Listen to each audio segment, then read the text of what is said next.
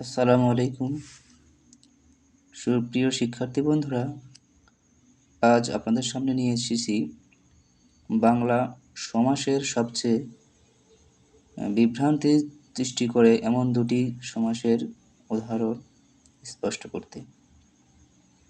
কর্মধারয় সমাসের উপমান ও উপমিত কর্মধারায় আমাদের অনেকের ভেতরেই বিভ্রান্তি তৈরি করে। এই দুটি সমাস বিভ্রান্তি দূর করার জন্য আজ আপনাদের সামনে অতি সহজে নিয়ে এসেছি একটি ভিডিও। আমরা জানি উপমান ও উপমিত কর্মধারয় সমাস নির্ণয়ের জন্য আমাদের দুটি বিষয় শিখতে হয়: উপমান ও উপমেয়। উপমেয় হচ্ছে যাকে তুলনা করা হয়, আর উপমান হচ্ছে যার সঙ্গে তুলনা করা হয়। আর তৃতীয় একটি বিষয় রয়েছে সাধারণ বৈশিষ্ট্য বা সাধারণ ধর্ম।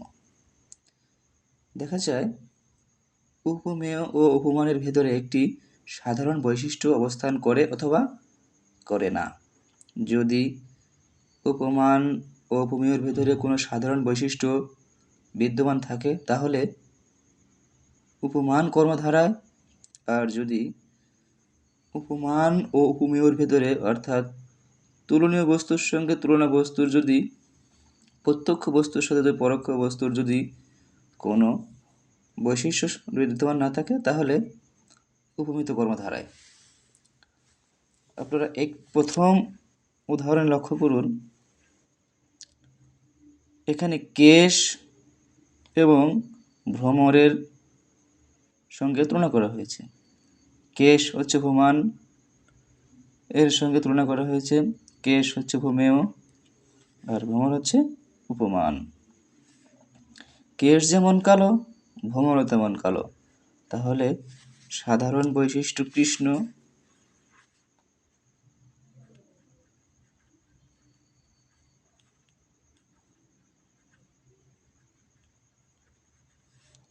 ফলে উপমেয় এবং উপমানের ভেতরে একটি সাধারণ বৈশিষ্ট্য বিদ্যমান রয়েছে। তাই প্রথম উদাহরণটি উপমান কর্মধারায়।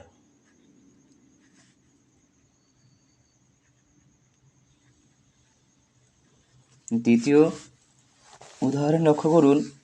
মুখ এবং চন্দ্র বা চাঁদ। মুখ হচ্ছে উপমেয় বা প্রত্যক্ষ বস্তু, চন্দ্র হচ্ছে উপমান বা পরোক্ষ বস্তু।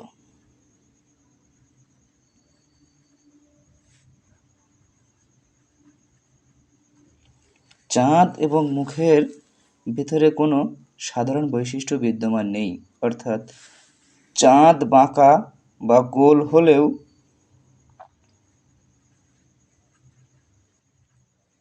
মুখ কিন্তু গোল বা বাঁকা নয়, ফলে সাধারণ বৈশিষ্ট্য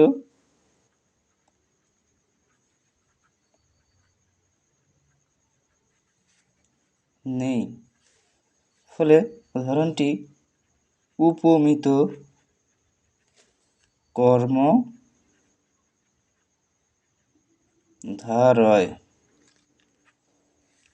এক কথায় সাধারণ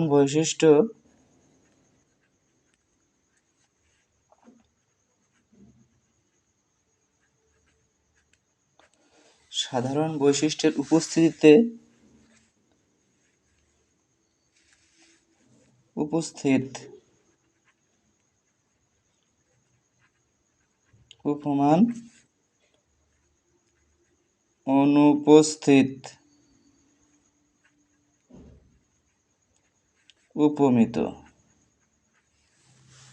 ধন্যবাদ সবাইকে। আসসালামু আলাইকুম।